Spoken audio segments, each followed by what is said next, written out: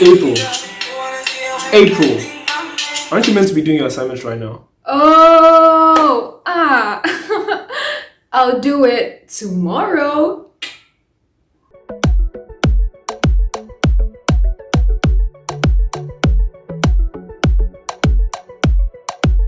Hello, ladies and gentlemen, welcome back or welcome to my YouTube channel. If you're new here, my name is April and you're here with me today to talk about procrastination. Now, this is a topic that I've actually had a lot of messages about. People have been asking me, how do you cope with procrastination? And I just decided that I'll make a video on it to help you guys out. So basically, we are talking about how to prevent, avoid, and to stop procrastinating. So let's get into it. Okay, so basically, I think most of us know what procrastination is. So procrastination is basically avoiding to do a particular thing when there is a deadline attached to it. Or sometimes even when there is no deadline attached to it, but it's something that you have to do and you just avoid doing it for whatever reason that it might be. You'd be like, I have to read this. Let's say the deadline is next week and you just keep putting it off and off and off and off till it's the night before the deadline. And that is when you actually decide to do it.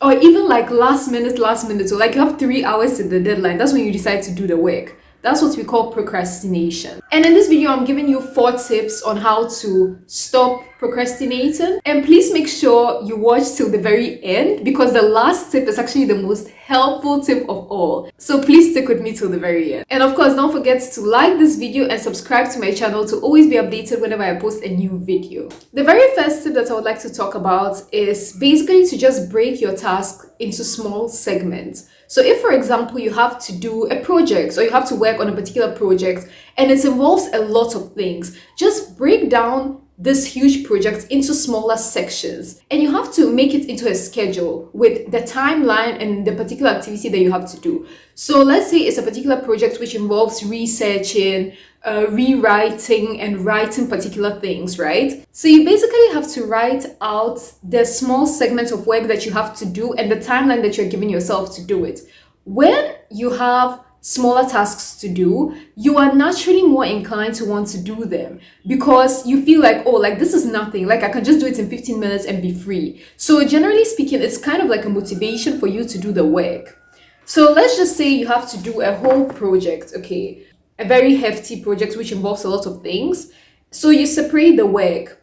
Let's say 9 a.m. to 9:30 a.m. That is, let's say, for Monday. So of course you have to split the work into multiple days because a lot of the time, if the work involves a lot of things, you can't do everything in one day. And you also have other things to do like cooking, cleaning, chores, going out. You have other stuff to do. Maybe you have other work to do as well. So we are just breaking out the main project into various days and into various timelines. So as I was saying, from 9 a.m. to 9:30 a.m., you are doing research, just research. Then you take, let's say, a 5-minute break. And from 9:35 a.m. to 10:10 a.m., you are taking notes on research. Okay. And then let's say you give yourself another 5 minutes break. And from 10:15 a.m. to 11 a.m., you are writing a paragraph. And this can be all for one day, So I hope you guys can see.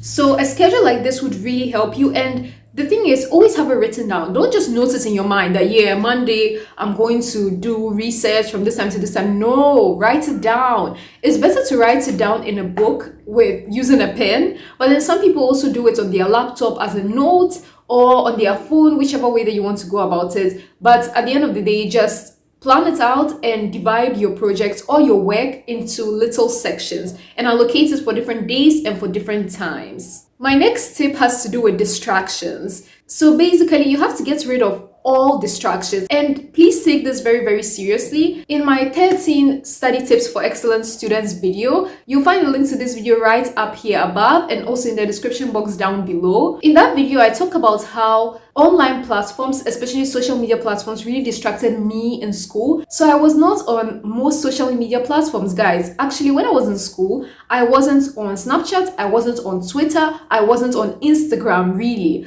I only had Facebook and WhatsApp, and even those, especially Facebook, I wasn't that active on it because I know that I'm the kind of person who is distracted by social media. So I didn't even venture into that. Now that I'm done with school, I'm really on social media. So that's just how I went about it. So if you know that you're distracted by social media, either uninstall the app completely, take a break from it for a while, especially if you have a very big event coming up, such as, for example, exams or a presentation or a particular meeting where you would have to present something. In that case, definitely take a break off all of your distractions. So put off your data, uninstall apps which are not useful. An app like WhatsApp is generally useful. You get information from there. So at the end of the day, I don't think uninstalling WhatsApp is a good idea, but you can uninstall all the other useless apps which really are not helping you in terms of your studying. So depending on what distracts you, you have to make sure to get rid of it. Sometimes you can even involve other people to help you get rid of it. You can ask your brother, your sister, your friend, your boyfriend, your girlfriend to help you get rid of that distraction. And also having a study partner or even a boyfriend or a girlfriend who motivates you and who encourages you to study is very important. My boyfriend, for example, would be like, what are you doing? Aren't you supposed to be studying? So something like that. And that really keeps you on your toes. So that is also very important. The next tip has to do with the environment in which you study. This is very important because different people have different places in which they thrive. And I personally realized when I was studying law that the library was a perfect place for me to study. What I mean by that is that when I was in the library, the distractions were very little for me. And it was just a conducive environment for me. That's not necessarily the case for most people, but generally speaking, libraries are usually good places to study. Why? Because most of the people around you are studying, there are books around you, and it's like the other alternatives that you can do are very minimal. If you don't sleep and you're not on your phone, there is literally nothing else that you can do. You can't eat there. You can't really talk there. You can't have fun there. So it's like you're kind of forced to study, if you know what I mean. And that really helped me. So I was more of a library person. This doesn't mean that I didn't study in my room or I didn't study at home. I did. But I also spent a lot of time studying in the library. There are other people who need to be in a study room, for example. That is better for them because they don't like to see actual books around them and they just prefer to see other people, maybe people doing different courses, studying around them. So some people might prefer that. Maybe it might be more comfortable for someone to study in a study room rather than a library. So find out the environment which works best for you. And when you do that and then you go there to study, you won't procrastinate. That's the thing, you won't procrastinate. When you go to the environment that suits you for studying, that would lower your chances of procrastination. But then it's another thing to actually get up and to go to the place where you are going to study. And this is where my last point becomes relevant. And my last point has to do with your mindset. Now, guys, the thing about procrastination is mostly about your mentality. It's about how you think of a certain issue. You basically just lie to yourself that, oh, I have a lot of time, I'll just do it later.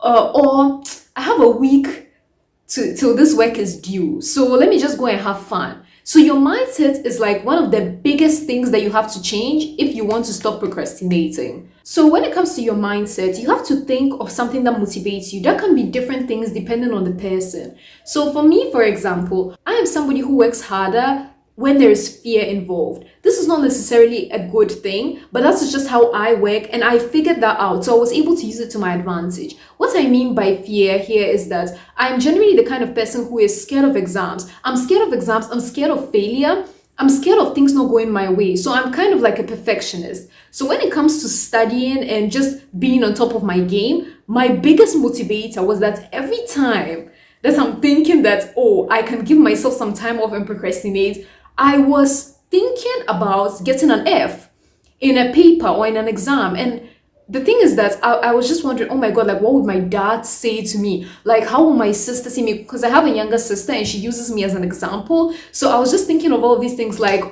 will my family say? And it's embarrassing. And what am I going to do in the future? And also another thing that motivated me was a reset. The embarrassment that comes with a reset. Not that resetting a course is particularly a bad thing. I always think that if you have to reset, you have to reset. Sometimes there is nothing you can do about it. That's the only way to go, and there is really nothing shameful about it. But then again, a lot of people do feel embarrassed when they have to do a reset. So when I thought of all of these things, that is what motivated me to study. And there are different things which can motivate different people. So maybe for you, your motivation might be that you will become very successful, or that you will get a lot of praise. You see, because me, for example, I didn't really get a lot of praise when I did well in school. It's just something that I did, and it's like it was normal. So on the other hand, if I don't do well in school, that was a problem. But if I do well in school, it wasn't something that I particularly got praised for. But some people get a lot of praise when they get an A. So sometimes you need to be thinking about these things that, yeah, if I do this and I get an A, my mom will be so happy. Or if I do this and I get an A, that is going to bring me closer to my future career or my future goal, whatever it is. So just sit down, think for yourself. What is it that you actually want to achieve in life? And link that to why you have to study. At the end of the day, right now, you are in school. Or if you are thinking of going back to school, then it means you are thinking of going back to school. And leaving school or bailing on it is not really an option that you have. You are there. So once you are there, just try your best to do whatever it takes to be the best. Because why not? Since you're already stuck in the system, you might as well just take advantage of it and do as best as you can. And also think about the fact that when you get the work done, you are done. When the work is done, after that you can go and do whatever you like. You can go and be on your phone, you can go to the club, you can hang out with your friends, and you won't have that nagging thought in your mind that you still have some work to be done. So all of these kinds of thoughts, the more you think about them, the more you would be preventing yourself from procrastinating, if you know what I mean. Because at the end of the day, it really is about your mindset. All of those other things that I've mentioned, your environment, distractions, breaking a task into smaller segments, all of those things just circulate around your mindset. If your mindset is wrong, trust me, you are not going to deal with your procrastination. So that is it, guys. We've come to the end of this video. I hope you've enjoyed it. And of course, I hope you've learned something from it. I really want you guys to stop procrastinating. It is a very common occurrence. It happens to most people, whether they are working, whether they are in school. It's quite a common occurrence. And it is something that a lot of us have been fighting. So I really hope that my tips have helped you. Please don't forget to like this video and subscribe to my channel to also motivate me to continue producing similar content and maybe slightly more entertaining content for you guys. So I hope to see you next time. Bye!